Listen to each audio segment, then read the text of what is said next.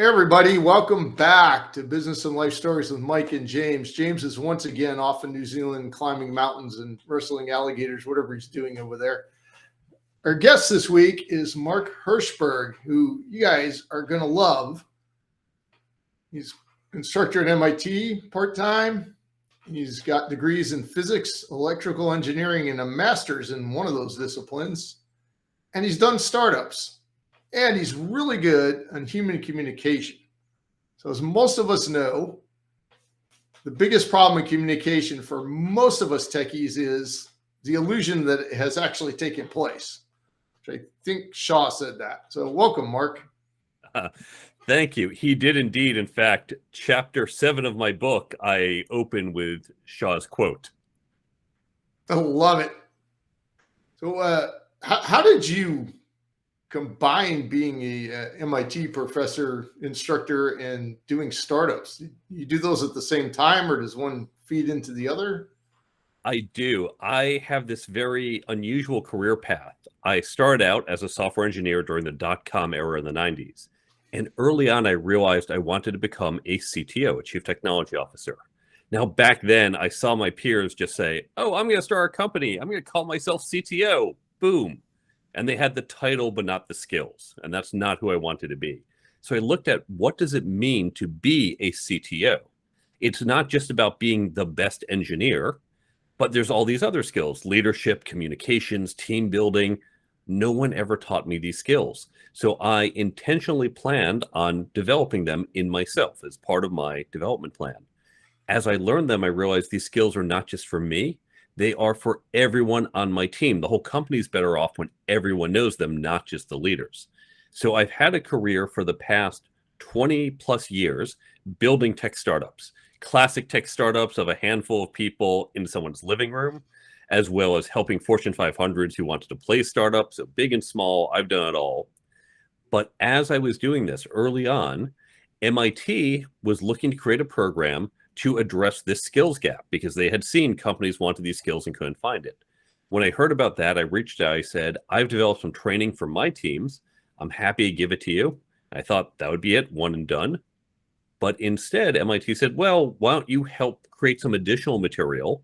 And as I did that, they said, we've got these great professors, but maybe you could help teach as well because you bring a different perspective as a practitioner. And so now the class is taught by professors and people like myself. And so I've had this parallel career for the past 20 plus years. In addition to building startups, part-time, I do some teaching at MIT to help develop these skills in the next generation. So what skills have you found to be more lacking than others, or which ones do people tend to do the most work on? Oh, it's pretty universal, almost all of them. So a few of the skills: career plans. We actually never talk about how to create or execute a career plan. Right. Networking is something we all know the term, but most people have a misconception about or do it poorly. Likewise, negotiating. Everyone knows what it is, but they don't always do it well. Interviewing is an important skill. Now, not as a candidate. There's lots of content on how to do that, how to answer these questions, what's your weakness. You can find that easily. We don't actually teach people how to interview when they are hiring others. That is a huge gap. I meet executives who have hired lots of people but had no training. And that is a huge miss on the part of companies. Leadership, people skills, the people management side of it, and communication, team building, just across the board, we tend to be equally bad at all of these. Well, that's very interesting. It almost seems counterintuitive that mathematically you would think there would be some not quite an even distribution. So it's really fascinating. Is that a product of our school system or culture or both? It's a combination of both. Certainly our school system does not teach these skills. If you think back to high school or college, they don't teach you how to network. They may teach you how to negotiate if you happen to take that negotiation class in college, but most people didn't. Leadership, there's not a lot of formal training. They think, oh, well, you were president of your club or in this leadership role. And that's perpetuating the stereotype that leadership comes from a title and not a philosophy, an approach. So we unfortunately don't teach these skills, but then we also have all these almost bad stereotypes. When we think about who's a great networker, we think about what we might see in a movie. If a movie wanted to show you someone networking, they'd do some montage of a person walking around, shaking hands, handing out business cards. And you think, oh, the networker, that's the person who goes to the conference and an hour later has a stack of 20 business cards. Well, that's not networking, that's collecting business cards. Real networking is relationship building, but that's not telegenic. That's not something you see in an instant. So we don't see it, we don't internalize it, we don't understand it, and therefore we don't do it. So in the, and I love that you said that. That's been my experience, certainly, and the experience of many of our listeners. How many times or how many instances of speaking to someone face to face do you find that it takes to get a connection, a good connection built? I mean, typically it doesn't happen on the first one. There's no hard and fast rule, but something to keep in mind is this concept of calendar time versus clock time. And now as engineers, you may have heard this or certainly know the concept. When you say it will take X number of man days to do this, oh, but it's over August, and let's face it, all the team's going to be out half the first part of August, half the second part. So the calendar time is much longer because people are just not around. We think of calendar time and clock time. Now, if you think about the relationships we have, when you go back to your friends from school, you had both. Every day you would see your friends in school, and you did this for years on end. You had both calendar time and clock time. But now as you think about your other relationships, calendar time could be, I meet you at a conference and we both go back every year, and I've known you for 5 years, but we see each other once a year. We have our same conversation at the opening night bar, and yeah, I know you, but I don't know you well. We don't have that high trust relationship. On the other hand, you might have an office mate, new person shows up, and boy, this is an intense period of work. And you're pulling those late nights. And of course, late at night, you're joking around sometimes. You have their breaks. You get to know each other. You've only known each other a month, but you've really gotten to know each other well. We see that, for example, especially in the military. People go through basic training. There's intensity to that clock time. So it's a combination of the two, but there's no universal formula. It really has to do with how well you establish trust among those people. That is super helpful. So when you're making connections yourself, or you're having members of your teams for your various startups go out to business meetups, and you're training them how to make connections, what are some keys for us techies in talking to the rest of the population? There's a lot of people out there that don't necessarily get what we're talking about. And sometimes our own kind of humor isn't really well received. So what are some things that you help us kind of geek it down a bit and come into the real world, so to speak? It's recognizing that we all have different mental models. Now, those of us in engineering, we tend to be very left-brained.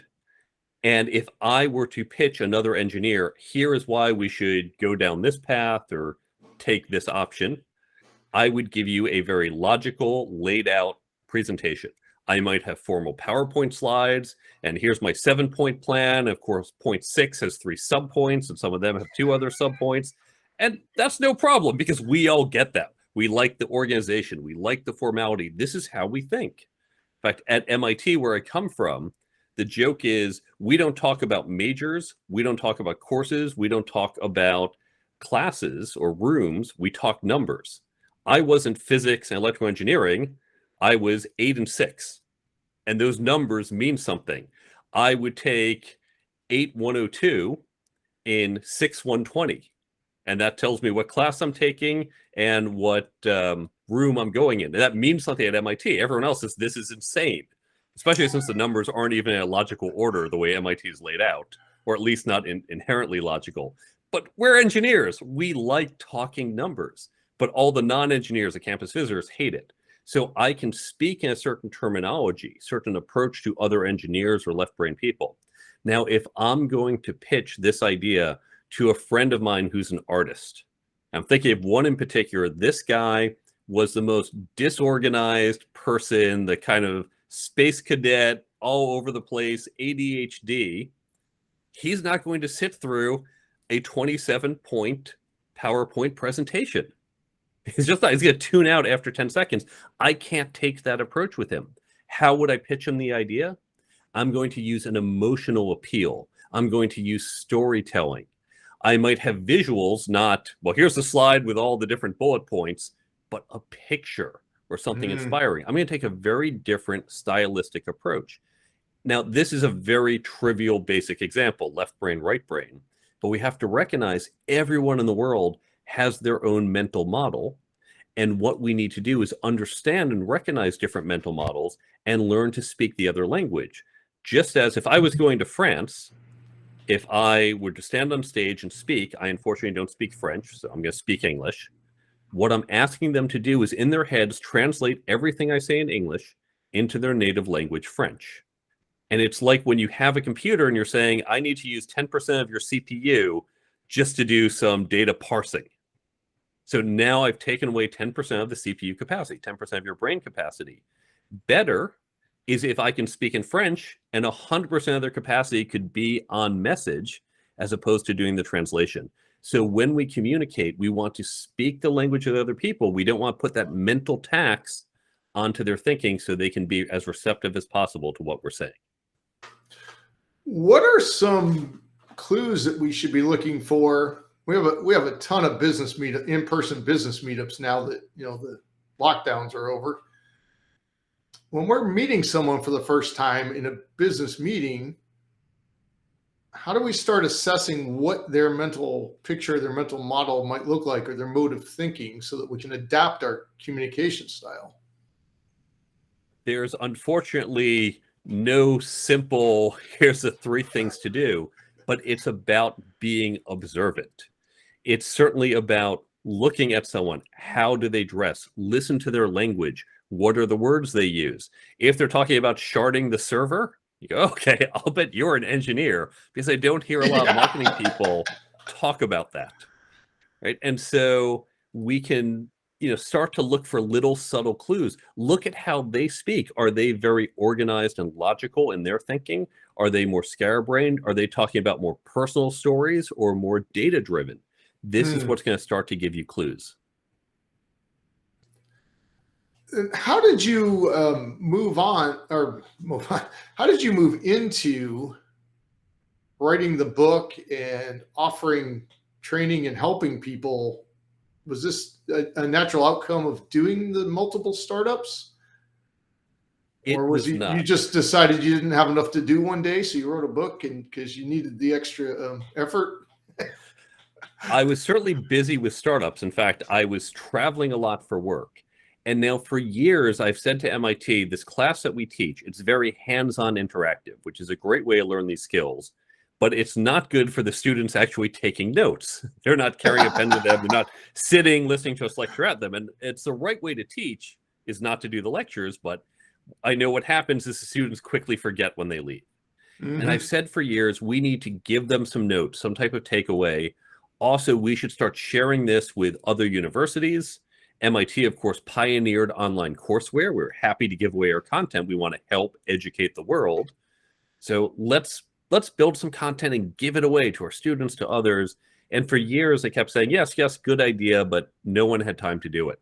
So when I was very busy at my job, but spending lots of time traveling, sometimes you're sitting on the airplane by hour 4, I just can't focus on my work. I need a distraction. The movie is crappy. So I started typing up notes, and I really thought I'll just write up 20 pages of notes, kind of thing we can just give students at the end. But 20 pages became 40, became 80. And once it passed 100, I said, okay, I don't think these are notes. I think this is a book. Wow. I wish I had that same sort of discipline. You've inspired me. I do some writing on long flights. But after about page 6, I'm kind of losing focus again. So I've go ahead. Yeah, I've learned to, and for those listening, sorry, we have a slight video lag in this, so we can't always see each other well. So I've actually learned to really take some of that downtime and try to make the most of it to be efficient. And so the book was totally unplanned, but interestingly, the unplanned book that has nothing to do with startups led me to build an app for the book, which has now led to one of my side startups, bringing me full circle. Oh, so tell us about the app. What does the app do? One thing that happens when we read books is you read a book, you say, there's lots of great advice here, and then you forget it all 2 weeks after reading it.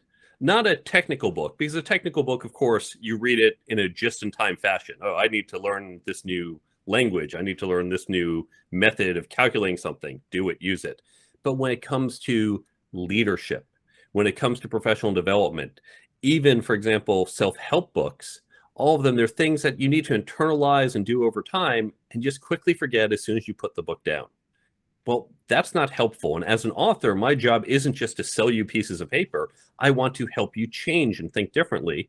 But that means you need to remember what we put in the book. The other thing is, of course, you don't have my book with you exactly when and where you need it. You're not going to know exactly 3:17 p.m. you have to lead, and you take my book with you and pull it. So there is a problem with how books work. Now, books are great, but they're a historical medium that have linear access. And the future of content is, I'll say to software engineers, random access. To other people, it's the non-linear access. It's being able to access what content you want, when and where you want it. I looked around, I thought someone must have dealt with this. Surprisingly, no one had. So I filed a patent and created an app, and it works as follows. It takes content from my book or other books, podcasts, blogs, classes, other sources of content, and it takes the highlights from them, the thing that you would literally highlight in a book or tweet or have an audiogram from a podcast like this. It takes those key takeaways, puts it into the app, and you, the user, go onto it. You use it like a Kindle and say, oh, I want this book. I want that podcast. You select the content you want. And then you get little cards that have those tips. So you can look at the cards. You can save your favorites. You can use it either just in time. So, for example, if you're going into a networking event, you don't have my book with you, but you have the app and say, what were those networking tips that Mark gave me? Let me flip through them right before I walk in the room. Get that just-in-time refresh. Or you can set it for a passive learning technique. Spaced repetition, of course, is how we learn. Repeated exposure to content. You're not going to reread the book. Even if you take notes like I do, you probably don't look at them again. So you can set the app so at a time each day, a time you set, it's going to pop up one of those tips. You don't even need to open the app. And the tip pops up as a notification. You look at it, say, oh, right, that's a really good tip. I should remember that. Swipe it away, done. It takes 2-3 seconds a day, but it helps you keep top of mind the things that you're learning. It helps you better retain them. So it wasn't until just now when you mentioned it that I even heard of this app. And like so many great inventions, this is obvious as soon as the inventor says it. Yes. This is great. So all the huge amount of data that is out there, thousands of podcasts, I don't know how many hundreds of books and websites and study tools and all these things. This is really an excellent way to access all that quickly. I mean, it almost sounds like you're moving into Captain Kirk's computer off the Enterprise. Well, it's very much that concept. We are flipping what people do on social media. Because if you think about how social media works, it's a push mechanism. So the poster decides, I want to post this at 2:17 p.m. on Friday afternoon. The poster has decided this information at this time and just hopes that's the right timing for this, which may or may not be right for the user. The other thing is that it's really something where the algorithms on social media, of course, I'm sure most people are familiar with it, want to keep you on that app. Instagram wants to keep you on Instagram. LinkedIn wants to keep you on LinkedIn because they do advertising. In fact, you get penalized when you try to send them elsewhere.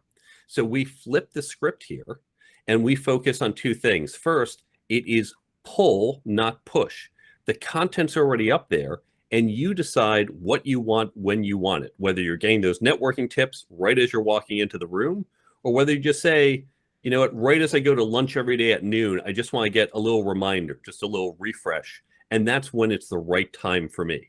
So you pull what type of content you want when you want it, making it a better experience for the user. And the other thing is, we don't want you to be on the app. We're not trying to keep you there. In fact, all the tips are actually linked back to the source. So if the tip came from, let's say, this podcast, someone can say, oh, that's a really good insight. I want to hear the rest of that. I want to go hear what else is in the podcast. You click the link and you go right to the podcast. And in our ideal usage model, you're on the app for a couple seconds each day to get the information you need. And then we drive you to where you can get more information. And it's not our app, because I don't want to be just another time suck for you. I want to be quick and efficient, getting you what you want when you need it, and letting you go where you need to go. I am very excited about this app. It's just, I get on social media when I have to, and I find it a very draining experience. There's a definite lack of rational discourse happening in social media.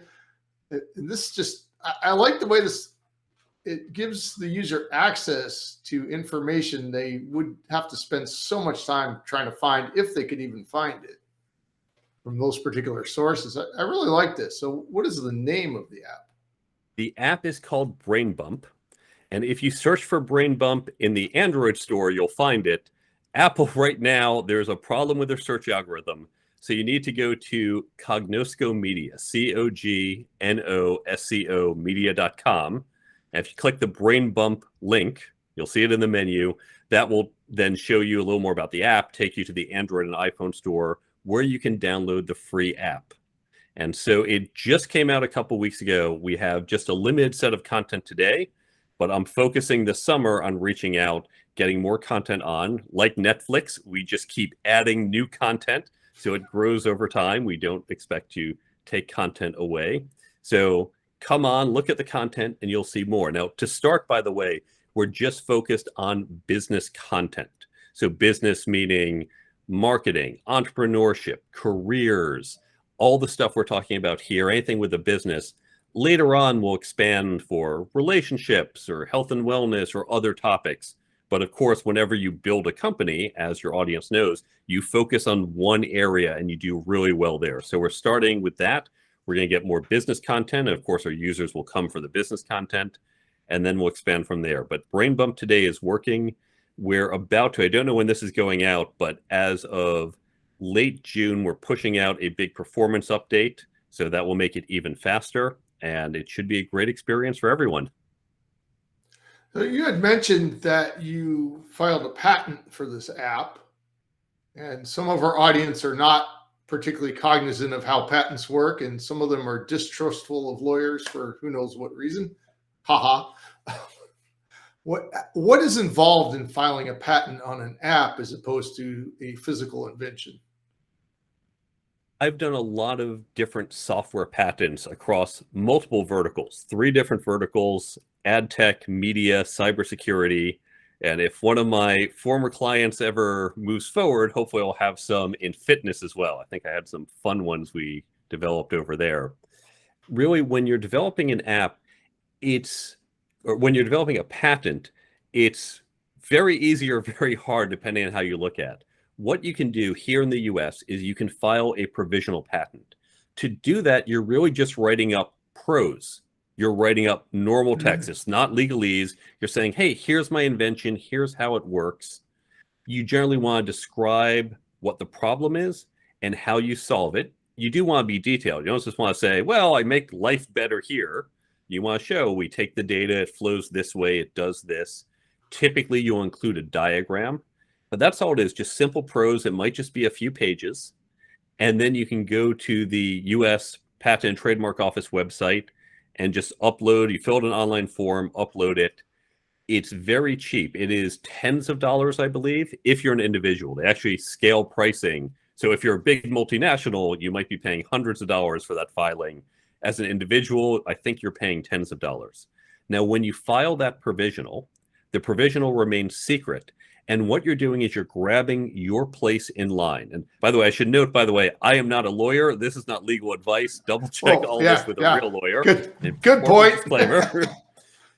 But what you're doing is you're grabbing a place in line, because the US and pretty much the rest of the world is a first to file process. So the first person in line, you might have an idea today. I might have that same idea a week from now. But if I file my patent before you do, even though you thought of it first, I get, because I was first in line, I was first to the window. So you want to file early. And what this does, this gives you a year. You just, for tens of dollars for that quick write-up, you say, okay, I've grabbed my place in line.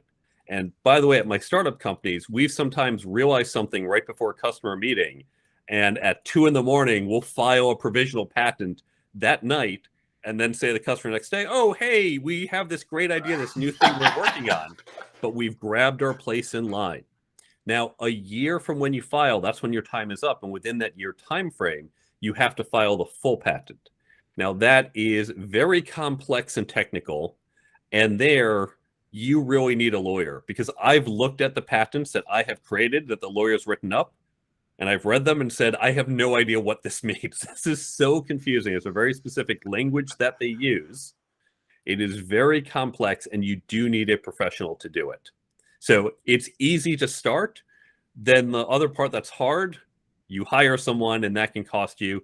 Typically, it's going to be around $10,000 or $20,000. Well, I think that's really helpful for the audience. I'm so glad you shared that. Now, I'll share a few other patent tips, if I may, for entrepreneurs. Yes, please. Here's the thing about patents. They're great and they're useless. If you are an early stage startup company, if you just raised $4 million, okay, you go and file a patent. Let's think about what this really means. If someone else violates your patent, if that someone else is Google, well, guess what? Their lawyers can beat up your lawyers. You're not going to win. If that someone else is another startup, okay, your lawyers and their lawyers meet and they all kind of posture and threaten each other. But what are you going to do? Everyone's broke. You don't have money to fight this out for the next year. And even if you win, they don't have money to really pay you penalties. So what's the point? So early on, patents really don't do much for you.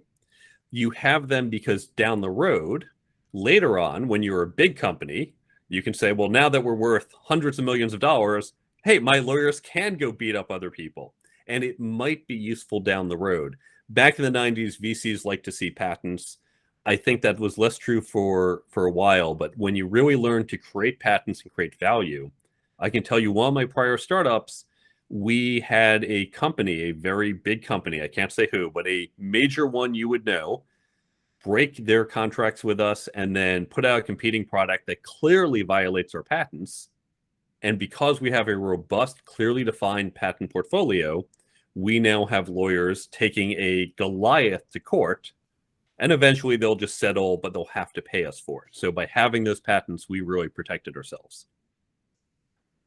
Well, that is just this section on patents right now has been so much solid platinum for our audience and great advice. But again, double check with a real lawyer. Yes, always double check with real lawyers, even if you don't want to. It's a good idea. And I bet you probably have some information in your book in communication section that would help people understand how to talk to lawyers and figure out what might be good things to say. So tell us about the book. Where do we get that? And does it come with training courses, or what's the setup with the book? The book, it's called the Career Toolkit, Essential Skills for Success That No One Taught You. And it really is a toolkit. There are 10 chapters and 3 sections. So let me just run through it and I'll tell you how you can use the book and other tools. Section 1, Careers, how to create and execute a career plan. Chapter 2, Working Effectively, things like managing your manager, understanding corporate culture, corporate politics. Chapter 3, that interviewing chapter that focuses on how we hire others, because I know you can find the other content elsewhere. The second section, Leadership and Management, a chapter on leadership, one on people management and one on process management. And even if you're an individual contributor, even if you say, I never want to manage people, these skills are still applicable. They will make you more effective. How often do you have to work with a coworker and convince your coworker to do something? You can't command, you're not in charge. You have to use those people management skills.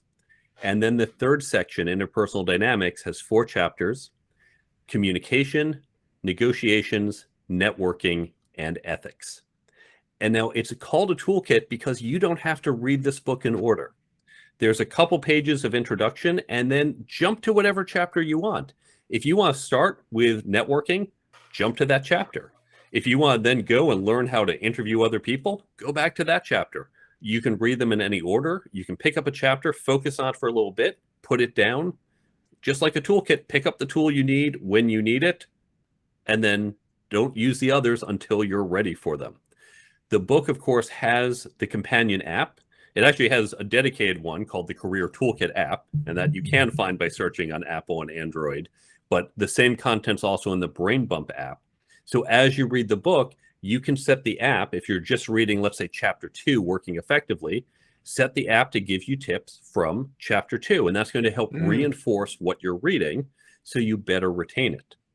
Now, there's a whole bunch of other resources I have. On the resources page of my website, there's a bunch of free downloads. And when I say free, I don't even ask for your email. You can just take this stuff. I'm not trying to sell you anything else. I give away just about everything for free other than the book. One of the first things on there, the very first download, the Career Toolkit Development Program. And this is something free you can download and use in your companies. This is how you can develop skills, not just in yourself, but your entire team, your entire company. And it shows you how to create a process using the techniques we use at MIT, similar techniques that are used at the top business schools, how you can upskill your entire organization. And so it uses a technique of peer learning groups. You can, of course, use my book for that. If you don't want to use my book, use another book, use articles, use videos, use a great podcast like this one. You just need some content on the topic, and then you get into that discussion. And that's what's really going to elevate your abilities in these areas. Man, I hope that all of you listening take this to heart. The reason I asked Mark to be on today was because I had the opportunity to look at some chapters of his book. My local Amazon warehouse ran out of hard copies, but I can't wait to get my own.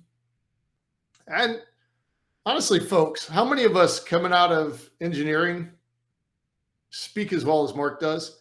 He not only can do it, but he can teach it, right? So as we all know, that's far too rare. Really appreciate you being here, Mark. How do people get a hold of you? You can go to my 2 websites. The first one, thecareertoolkitbook.com. There you can see where to get the book, Amazon, of course, and other places. You can follow me on social media, get in touch with me if you have questions or want to bring me into your company. There's additional articles there, and there's the resources page I mentioned with that free download and a bunch of other free downloads. So all of that is at thecareertoolkitbook.com. And then there's the Cognosco Media website, COGNOSCO media.com. And that's home of the Brain Bump app. You can also get Brain Bump Direct in Android. Hopefully soon you can search for it in Apple. And at cognoscomedia.com, if you go to the Brain Bump link, you can download that free Brain Bump app with content from my book, as well as other books, blogs, podcasts, and a continuing growing list of resources at cognoscomedia.com. And we will have links to all of that down below in the description of this video. Thanks for being here, Mark. Really appreciate it. Do you have anything, final comments you want to make for the audience? I'm going to offer one final comment. We're going to do a little math problem together. Imagine, if you will, you have a rectangle that is 4 by 10, and you have to increase one of the sides by 2 units. Which side do you increase? Now, I'm sure your audience 100% will get it right. You go from 4 to 6, gets you 60 units. Okay, why is he talking about a math problem we did in middle school? What does this have to do with anything? When you think conceptually about what's happening there, when you put the 2 units on the short side, they get amplified by that long side. And that's what makes it more effective to put on the short side. All of us have short sides and long sides. Now, as engineers, our long side is typically our engineering skills. Our short sides might be communication or leadership or team dynamics. And by the way, it's more than two sides. We're more of a hypercube, if you will.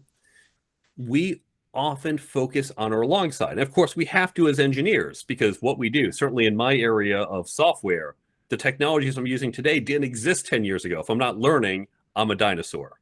So keep learning the long sides. But if you think about per unit time, you get a much better ROI focusing on some of the short sides. If, for example, you are someone, we've all met this person, who might be a technical genius but cannot communicate, talks in jargon, isn't coherent, can't even present to the team, those brilliant ideas get limited by that short side. You think of a rectangle that's long and narrow and has very little area. By getting a little bit better at communicating, I'm not talking about now you can stand on that TED Talk stage and do a world-class talk, but just a little bit more effective, using less technical terminology, being a little clearer in your thinking. All of a sudden, those brilliant ideas are more accessible and your overall area increases. So it's important that we focus not just on our long sides, but on some of the short sides. And this book is to help people with some of those short sides. Excellent. Thank you very much for being here. Can't wait to have you back on again. Thank you for having me on the show. I'm hitting the stop record. It's just being a bit slow. Oh, that was fun.